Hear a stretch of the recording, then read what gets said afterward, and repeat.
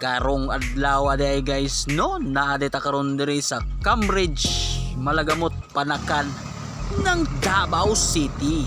Kay natay gisulong diri karon guys no na Sniper 150 version 1. Dili na daw niya makit-an ang iyang 200 kph nga dagan. Di na daw niya maklaro iyang panel gauge. Ay mati ka to na dayon nang gitanggal no. Kit-an niya na guys no, pero tinayos nuga sa iyang fail. Kung mag-repair kay ko adi guys no, ako adyo nang ginatanggal ang LCD no.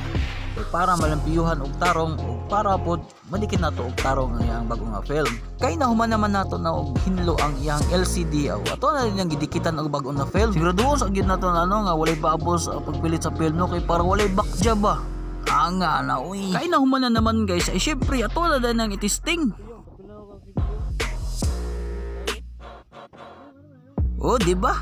Klaro na kayo, lipay kayo sa sir guys, kay makita na daw niya yung dagang nga 200 kph. Nga ni oy. Oh, shout out tayo ko aning client ako karon no, Boss Alvin. Salamat sa pagsalig. Wahahay. Sa gusto magpa-repair guys, PM lang mo sa to ang page Ken's Motovlog. Alright.